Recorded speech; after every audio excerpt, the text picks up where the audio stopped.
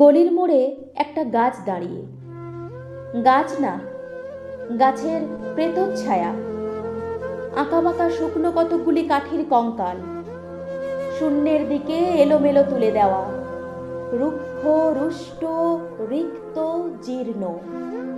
লতা নেই, পাতা নেই, ছায়া নেই, ছাল বাকল নেই, নেই কোথাও এক আঁচড় সবুজের প্রতিশ্রুতি, এক বিন্দু সরসের সম্ভাবনা। ওই পথ দিয়ে জরুরি কাজে যাচ্ছিলাম ট্যাক্সি করে। ড্রাইভার বললে, ওদিকে যাব না, দেখছেন না ছন্ন ছাড়া কটা বেকার ছোকরা রাস্তার মাঝখানে দাঁড়িয়ে আড্ডা দিচ্ছে, চোঙা প্যান্ট, চোখা জুতো, রোখা মেজাজ, ঠোকা কপাল। ওখান দিয়ে গেলেই গাড়ি থামিয়ে লিফট চাইবে, বলবে হাওয়া খাওয়ান। কারা ওরা? চেনেন না ওদের? ওরা বিরাট এক নৈরাজ্যের, এক নৈরাজ্যের বাসিন্দে। ওদের কিছু নেই, ভিত নেই, ভিত নেই, রীতি নেই, নীতি নেই, আইন নেই, কানুন নেই, বিনয় নেই, ভদ্রতা নেই, শ্লীলতা শালীনতা নেই। ঘেঁষবেন না ওদের কাছে। কেন নেই? ওরা যে নেই রাজ্যের বাসিন্দে।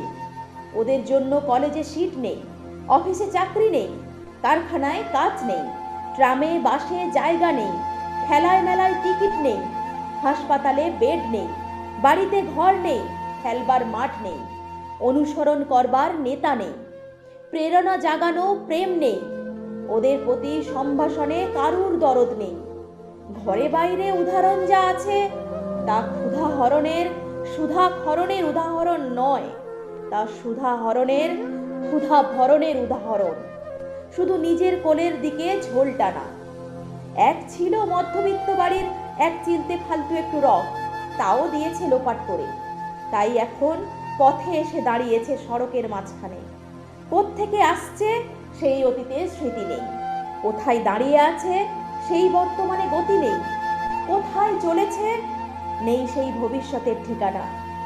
সে ছিন ক্ষেত, মণিহীন চোখ, চোখহীন মুখ, একটা স্ফুলিঙ্গহীন ভিজে বারুদের স্তূপ। আমি বললুম না, ওখান দিয়েই যাব, ওখান দিয়ে আমার শর্টকাট। ওদের কাছাকাছি হতেই মুখ বাড়িয়ে জিজ্ঞেস করলো, তোমাদের ট্যাক্সি লাগবে? লিফট চাই? আরে এই তো ট্যাক্সি, এই তো ট্যাক্সি, লে হালুয়া। সোল্লাসে চেঁচিয়ে উঠলো ছোকরারা, সিটি দিয়ে উঠলো, পেয়ে গেছি, চল পারসি বলঘড়িয়া। তিনটে ছোকরা উঠে পড়লো ট্যাক্সিতে, একজন ড্রাইভারের পাশে, দুজন পিছনের সিটে।